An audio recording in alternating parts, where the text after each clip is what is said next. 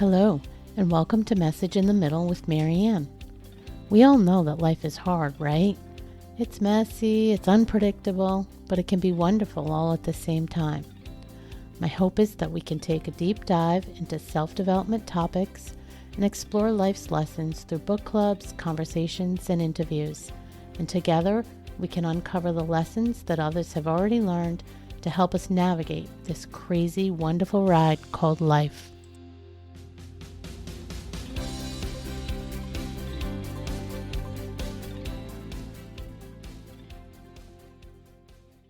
Hello and welcome to Message in the Middle with Marianne.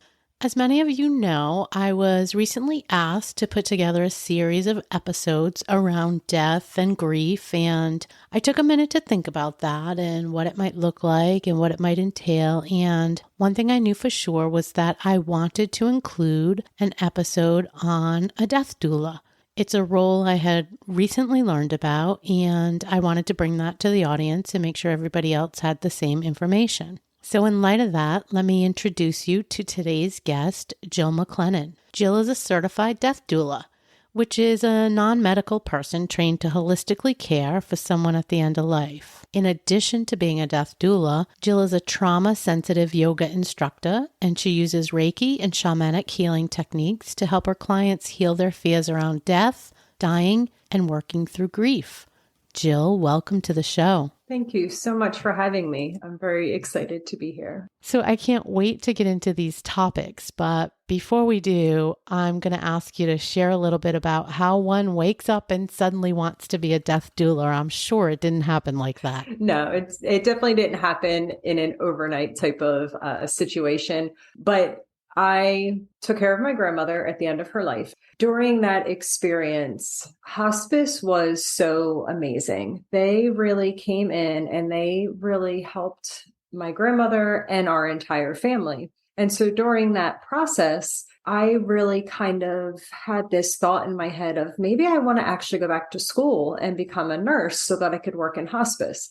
And at the time I had a baby, I had a bakery that my husband and I were running, life was just a little crazy. And so I just kind of put it on the back burner for a couple of years. And so that was in 2011. And then in 2019, I was listening to a podcast and somebody said they were a death doula. And as soon as I heard that, I was like, oh, that's it. Like, that's the thing that I'm supposed to be doing, because it really had the parts of what hospice did for me and my grandmother that I was really interested in without the nursing part. I really didn't want to have to go back to college. I didn't even really necessarily know if I wanted to be a nurse. I watched a lot of what they do, and thank God for them. I really have so much respect for nurses in general, but especially hospice nurses. But this really provides the emotional support, the spiritual support. Most of us doulas, it's more of like a non-denominational, but you may find some that are geared more towards certain religions.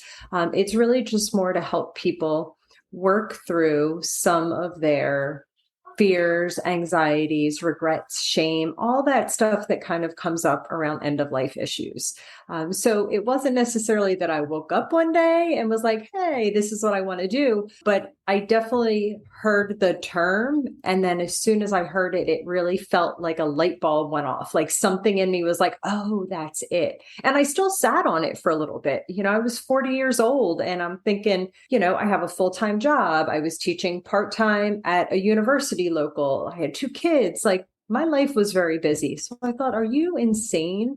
You're going to give up, a 26-year-long career and try to fit in to your busy life, this training to become a death doula, which literally nobody's ever heard of, but it felt right. And so I sat on it for a couple months. And I just kept coming back to it. And just part of me just kept being like, you know what? I think this is it. I think it's time. And so I started my training in February of 2020. And then by March of 2020, I suddenly had a lot of free time to do something that I thought was going to take me 5 or 6 years. I was done in about 6 months. I want to dig in, obviously, a lot more about the actual role. But I also want to notice what you said about this gut feeling or this instinct that this was your calling. I'm going to put that word around it. And kind of trying to ignore it for a minute or Mm-hmm. two, right? But you kept getting drawn back to it. And I think that happens to so many of us. And we ignore the whispers, we ignore that intuition. And then at some point, hopefully many of us finally get it and we kind of lean into it. So congratulations for you leaning into it. Thank you. I just want to go back, and I know there's like 3 primary areas that the work you do focuses around. So I wanted to dig into sort of each of those just a little bit to make sure the audience is really clear around the types of services that you or other death doulas might provide. Because again, I had no clue, and you continue to say it's not a surprise to you that I had no clue, because a lot of people don't. So the first one is around working with somebody going through a diagnosis or of a terminal illness, the person themselves or loved ones. So what does that look like? Like, what are the parts and pieces that might entail? So that work would mainly be done in person, but it doesn't always have to be done in person. That's still work that we can do virtually long distance. Because really what ends up happening to so many people, you get diagnosed or your mother gets diagnosed with an illness that they're basically like, it's going to progress over time. There's things we could do to help, but it is essentially a terminal diagnosis. It's overwhelming. It's confusing. Doctors don't always have the greatest bedside manner. So they're just kind of like, this is it, and this is that, and blah, blah, blah, blah, and they just rattle things off. And here you are, upset, emotional, overwhelmed, and then trying to pay attention to something that you've never even heard of. You don't understand what they're saying, and you're supposed to make a decision. Well, do you want to do this treatment? Do you want to do that treatment? You just like, it's overwhelming for everybody involved. And so death doulas, one of the things that we can do is we can come in really right then, right at the beginning, and just kind of be an advocate for our client and their families. We can sit through doctor's appointments. We can ask questions that maybe the family wouldn't think to ask. We can take notes. I mean, that's one of the things. I just actually had to go through something like this with my mother. And thankfully, because of my training, I brought my notebook and I took a lot of notes and I wrote down everything that the doctor said. And I asked a bunch of different questions, because one of the things that people don't realize is that the doctor's goal is to give you every treatment possible. It doesn't mean that those treatments are necessarily going to give you what you want. You might not necessarily want to go through, maybe you have cancer, you might not want to go through chemo, which might extend your life briefly, but you might actually have really bad side effects. And so if that's something that you care more about, maybe having less time, but actually a higher quality of life during that time, you need to know how to communicate that. And you also need to know to even think to ask those questions, which most of us don't think about. Most of us don't know that. And that's where death doulas can come in. We can really come in and help educate families around essentially what is happening to them, what is going on with their family member that's dying. But also, we all tend to have a lot of unprocessed grief, whether it's from childhood, losing somebody close to us, pets, jobs, divorces, I mean, all kinds of things, right? We grieve so many things that we don't actually grieve because our culture doesn't encourage healthy grieving, especially around things that they don't see appropriate to grieve. And so when we get to a point where, you're sitting down and somebody's saying, hey, your mom, your husband, God forbid, your child, whatever it is, they have this illness, we can maybe extend their life, but they're going to die from it in the long run. You're going to start grieving immediately. And you're going to grieve a lot of different things. You're going to grieve potentially, the loss of the person, the change of your lifestyle, the change in the way that you live your life, their health. I mean, there's so many things that you're going to start grieving. And it also brings up all of that grief that we've stored that we didn't process over the years. And so death doulas really can kind of come in and just help everybody navigate everything that's going on. And really, we're not counselors, we're not therapists, but we're just there to help people process what's happening around them, what they're feeling, what they're thinking. We ask a lot of questions, and we just support people to make something that is a difficult situation a little bit easier so that our families can focus on the important things, which is being together, spending, however much time we have left with each other, having the conversations we want to have, doing the things we want to do,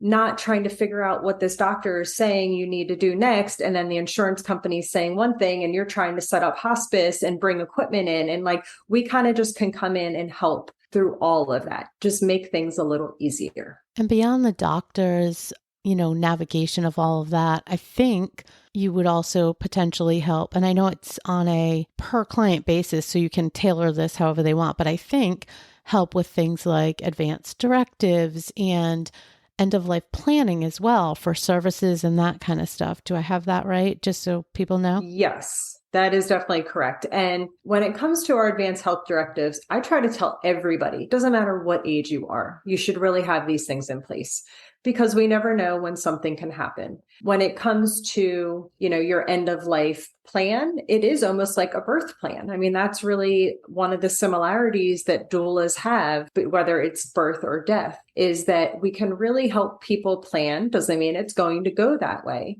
but we could help people plan out what they want because most of us, even if we've thought about it, we haven't necessarily talked to our families about it. I mean, how often do you hear people say, especially if it's like an older person and they say, oh, when at my funeral, I want to make sure that they sing this song. And the entire family goes, oh, no, we're not worrying about that yet. You're not dying anytime soon because people get so uncomfortable. And so rather than encouraging more of the conversation, people just shut it down. No, you're not dying anytime soon. Okay, even if it's not anytime soon, we should have these conversations with our family.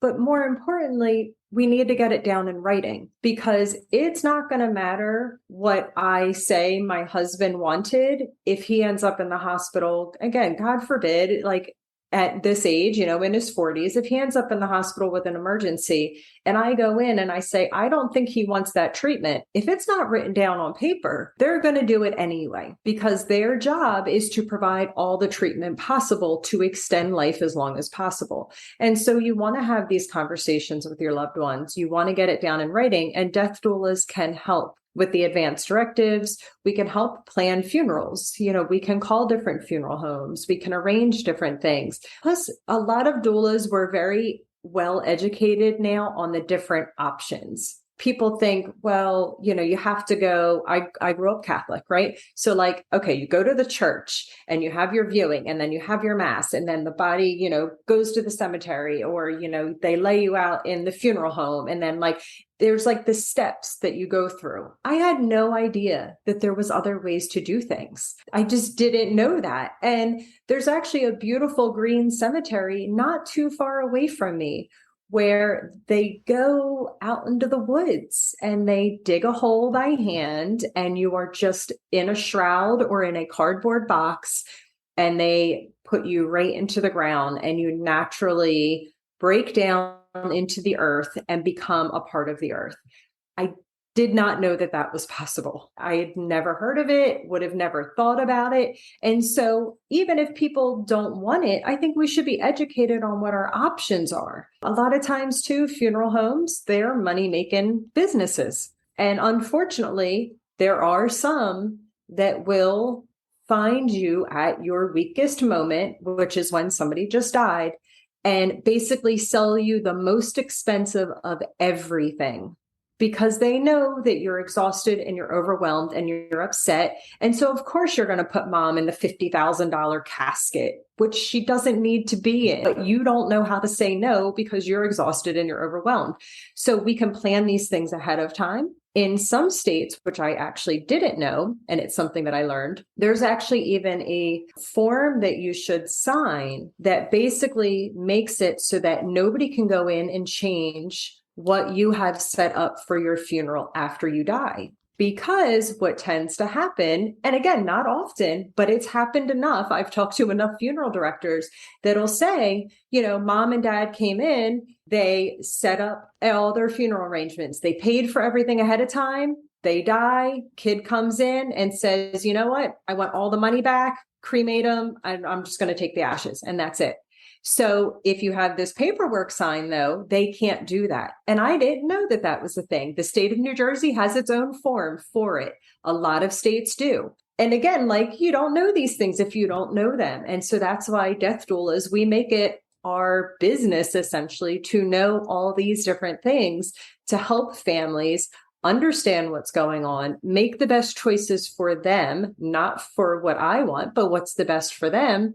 And then just help make sure to the best of our ability that that's what happens for our families as they navigate the process. I had no idea that form existed either. And something like that came up in my life. So interesting. I love the idea of all of that because to your point, it's your most vulnerable time. You're confused, you're tired, and just having somebody who's an expert at all the things, I can see how that would really be beneficial. Yeah. So let's move into the next one, which was working with somebody that has recently gone through a loss. Now, obviously that could be an extension or could be a new client, I would assume, that needs help. What does that look like? Yes. So not every death doula works with grief. Some of us do, some of us don't. It depends on the doula. I personally do work with grief. I know other doulas that do as well. There is a few different ways of doing that. Sometimes it is the client. Once they pass away, I still stay on with the families and help them navigate. I've gone to memorial services with family members that are like, I just can't do this part alone. It's not like I'm up there with the family, but I'm just there. I'm just there so that the person knows that if they need me, I'm in the room, they can come find me. That's my main job. I'll talk to other people. I've mingled with other people, but my main job is to keep an eye on my person, make sure that if they need me, they can find me. I will also support people through grief, even if they weren't a client beforehand. I've actually had quite a few clients that came to me that way, where they had somebody that passed away, and then a friend of theirs would reach out to me and say, hey, like, is this something that you'll do? Because I'll actually pay for your services as like a gift for them. And so I've done it that way. I've helped support people through the grieving process after the fact, even though I'd never spoken to them beforehand. It was just kind of, they weren't, most of us, again, don't deal well with our grief because we don't know how to. And so I'm not counseling, I'm not a therapist, but what I tend to do is almost like activities and exercises to help people work with their grief. I'll give them tools that they can use so that later on, if they're out at the grocery store and they run into somebody and they say, hey, how's your mom doing? And mom just died a week ago. And all of a sudden they get hit with a wave of grief. Well, yeah, maybe you don't want to feel that right now. So what do we tend to do? Shove it down and shove it down and shove it down to where it never comes out again until we're at a vulnerable moment and then it explodes out of us. So I give them tools of what to do in the moment and then help them create almost like a ritual that they can do later on when they're home, when they're alone, in order to feel their grief at a time that they have set up the time specifically to say, okay, now's my time. I'm going to feel the grief. I'm going to do these exercises. I'll write a letter, or I'll do some dance, or I'll do some breathing or meditation or prayer or whatever it is that people want. I just help them create the ritual that they can use to be able to feel the grief in a time that feels like a good time for them to feel it so that it doesn't explode out when they don't want it to. I really like that reminder because I had forgotten that technique until you just said it, but I had heard it be successful with somebody in the past where you limit yourself. I probably shouldn't say limit yourself, but like you said, set up a specific time to say, okay, every day at 11 a.m., I'm making it up, obviously, I'm going to allow myself, 15 minutes, half an hour, I guess, whatever makes sense, to feel all the emotions, to process anything that's happened between yesterday at 11 a.m. and today at 11 a.m. And that way, when you get those waves, you can sort of just say, I'm not going to go through this here right now. I'm not going to work through it. I'm going to hold it until the window of time, right? And I do think I've heard that be super effective because you're not pushing it down in a way that you're never going to deal with it, but you are boxing it in so it doesn't, take over your whole entire day or your whole entire everything. So thanks for that reminder, because I think that's a good one for people to hear.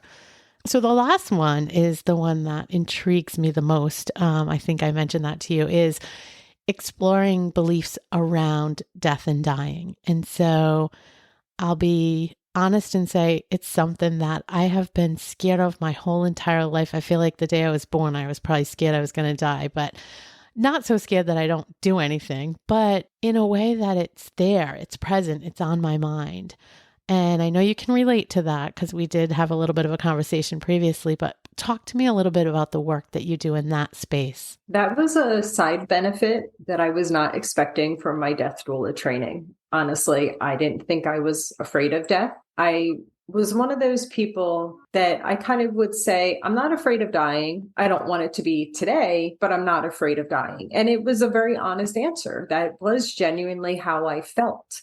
What I didn't realize was how deep my fear of losing my children or my husband was. That, especially my children, was like, and I would shove it down. I'd be like, nope, not thinking about that. We're just going to put it all the way down here. But it was really coming out in the ways that I would talk to my children, in the ways that I'd be like, oh, be careful. Don't do this. And, oh, make sure that you're doing, and it still was coming out, but it wasn't necessarily coming out in a way that was helping them be any safer.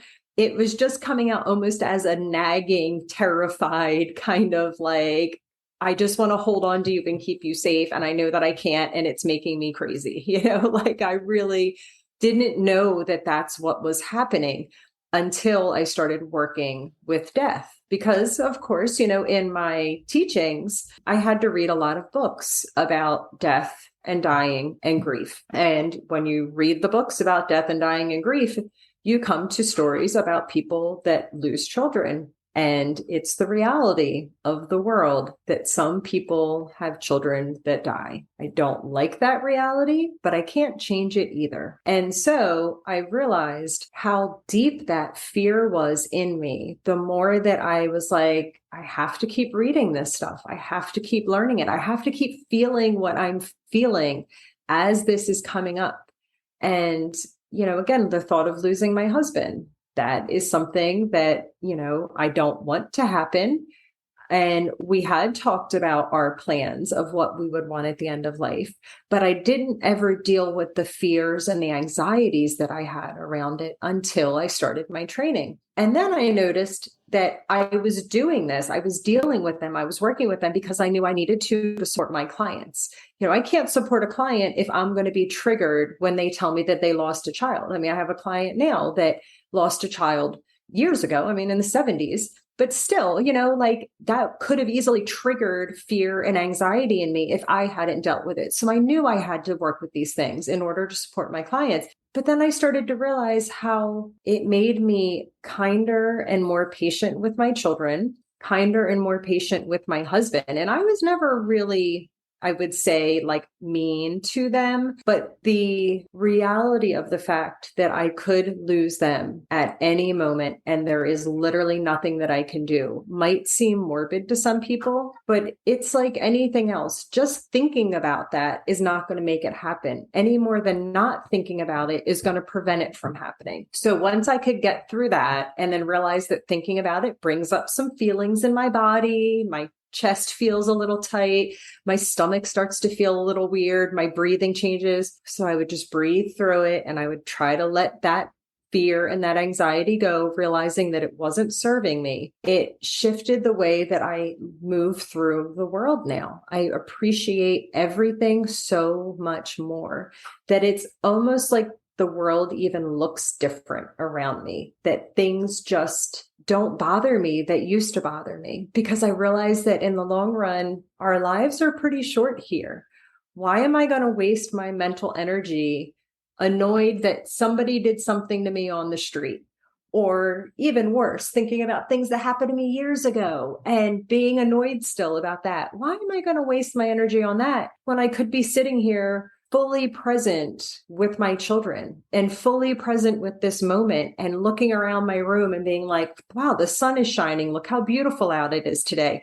Where in the past, I would get so stuck in either things that happened before or anxieties about what was going to happen ahead of me, that I wasn't present. I wasn't spending the time with my family and actually being with them. I was lost in my thoughts or anxious because I should be doing this. I should be working. I should be, cleaning. I should be this. I should be that. No, I should just be here with them, giving them the attention and the love, because I really never know when that can get taken away from me. And it really is something that I think there's religions, one of the things about Buddhism is they meditate on death and dying. The Stoics talked about it, memento mori, remember your mortality.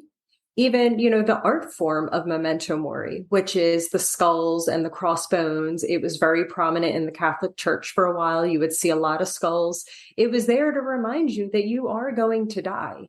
And there was a purpose in that. The purpose was to really keep us grounded here and focused on what's happening right now, because this is all that we have. This is all that we're guaranteed, is this moment. Any of us could die tomorrow. Again, I don't want it to happen. I'm not asking for it to happen by saying that, but it allows me to even be fully present with you and having this conversation with you and not thinking, okay, well, tomorrow I have to do this, that, and the other, which is what my brain would do, whether I wanted it to or not. It would just be all over the place. And working with the fears, the anxieties, and even just the beauty in the death and the dying process, working with all of that has allowed me to just really be more present and appreciate life. And so I started offering this for people that just want to do this work. Again, at any age, it doesn't matter. This is basically what I do with people at the end of life, is I work with their fears and their anxieties and their regrets and their shame. But if we could do it now, before we hit the end of life, imagine how much more you'll appreciate life for the time that you do have. Because that's one of the things that people talk about at the end of life. The regrets of the dying tend to be that we don't live our life. And that's like me with almost not doing this career. And it wasn't because I didn't want to. It's because what would people think of me quitting my job and starting this business? Like, people are going to think it's really weird that I do this thing. Like, oh my gosh, I spent all this time building this career and now I'm going to, it was all these stories that weren't mine. It wasn't about me and what I really wanted. It was the fear of other people. And so many of us live our life that way, that it's not even our own life. It's really a version of somebody else's ideas of what life should be that we are living out. And I don't want to do that anymore.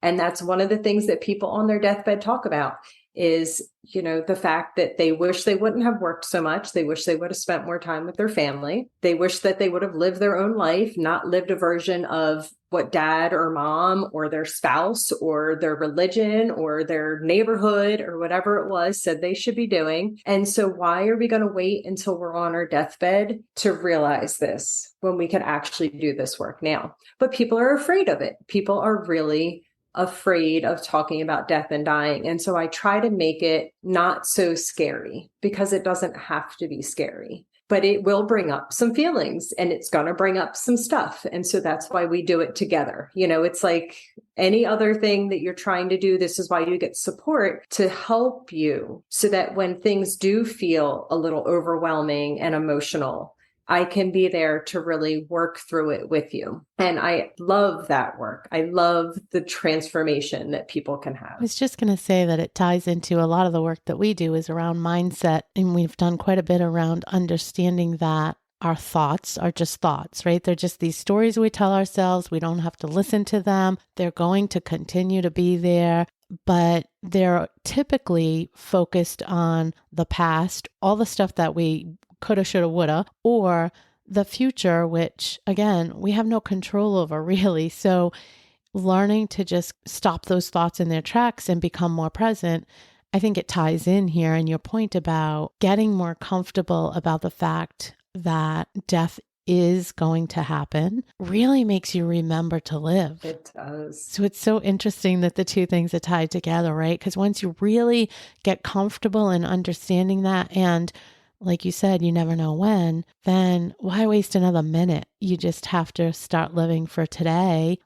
Obviously not with, inherent risk and that kind of thing. No. That's not what you're saying. That's not what I'm saying. But do your life, do you, and be present for the moments, and don't try to spend too much time in the past or the future. I think that's a really big message here. Yeah. So I'm interested in understanding in the work that you've done, what you've seen. You've talked to a lot of people, with us trying to kind of key in on some of the mechanisms around working through grief. Do you have any advice I know everybody's timeline is different. The techniques that work for people are different. The experience is different. But I know there's also some patterns when you do something for a living all the time. Is there anything that you've seen that you think, or any advice that you would give that seems more applicable globally? Anything jump out at you?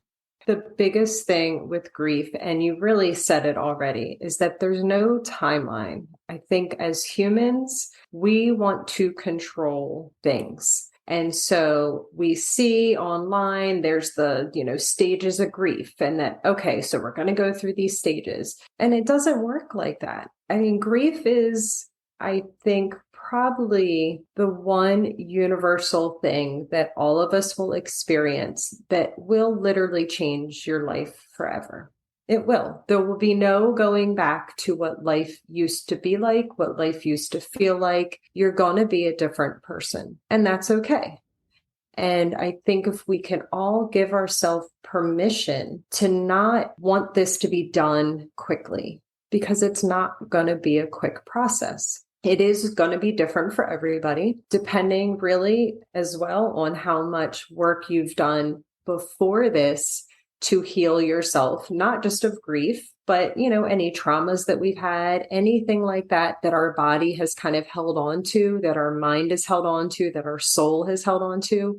The more work that we've done to heal those things, I think the easier the process will be, in the sense that we'll already have had the tools to be able to say, you know what, right now, I feel terrible. I miss my person. I just want to stay in bed and cry. But knowing that that's not going to be forever. We can't put the timeline on it saying, okay, but it's going to be done by the end of this week. I'm going to feel better. I could go back to work. And unfortunately, the way that most societies, in any type of a, westernized culture anymore, we give ourselves only a short period of time to grieve. And that's only if it's an immediate family member, if it's a close friend, if it's, maybe a partner that somebody has that like public doesn't really know for whatever reason.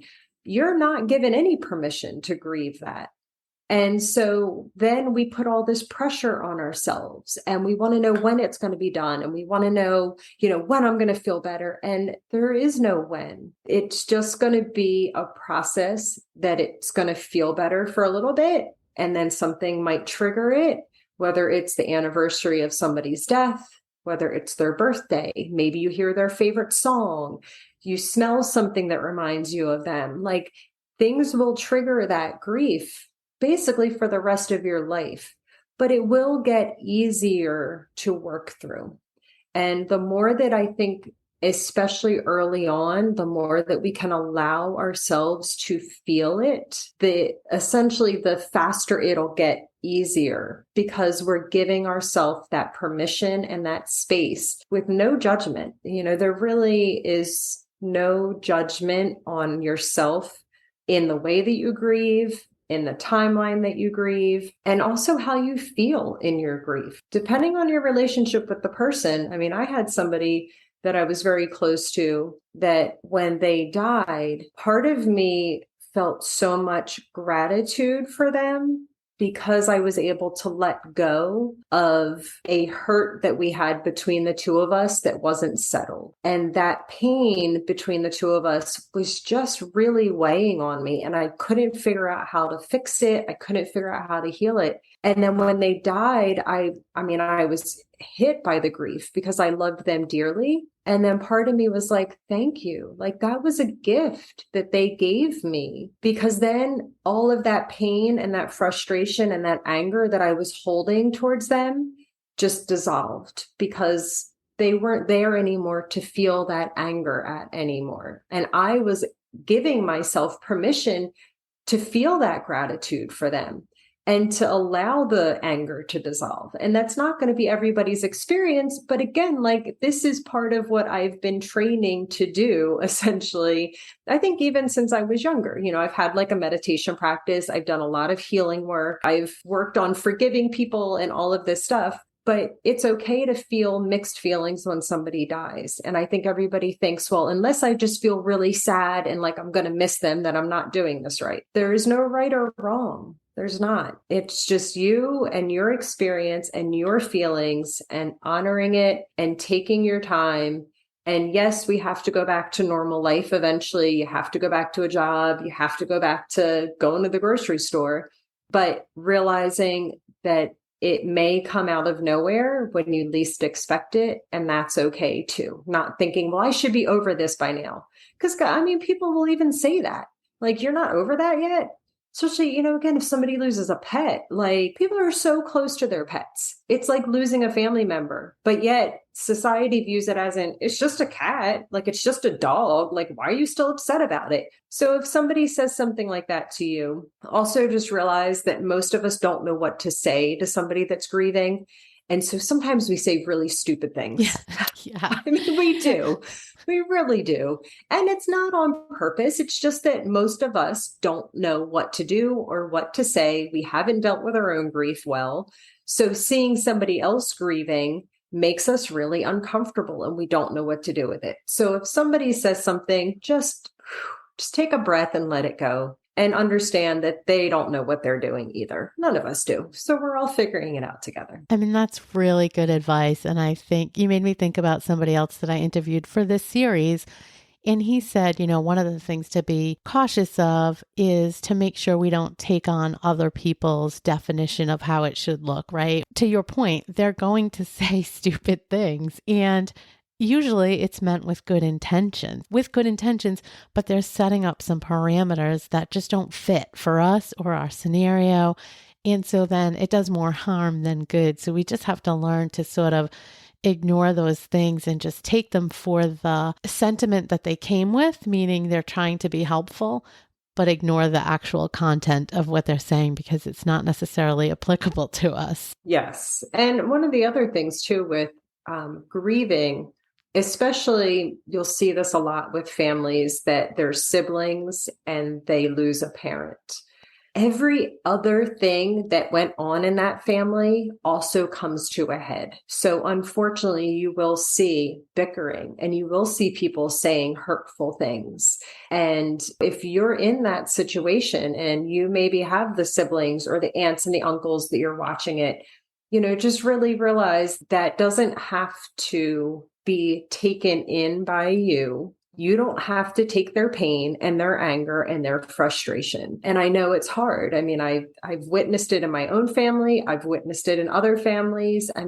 Some of the things that people can say and do around a death can be very hurtful, but it's really just because none of us are good at this. We're not good at processing death and grief. And so if somebody does say something hurtful, just try your best to not take it personally and let it go. Because if they're grieving and you're grieving, chances are a lot of other stuff might come up. And that's when you just say, you know what?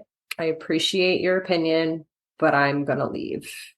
Or I'm going to hang up the phone, because sometimes you need to protect your own peace and let them deal with their own stuff on their own, and you can deal with yours. Yeah, on their own terms, because it does look different for everybody.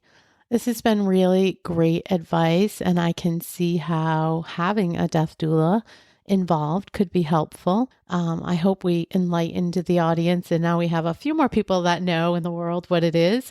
I think you're doing great work. Obviously, it's something you're really passionate about, so I'm so excited for you that you found that. We will be sure to put all your links out there in the show notes so everybody can get in touch with you and check out your website and see the work that you do.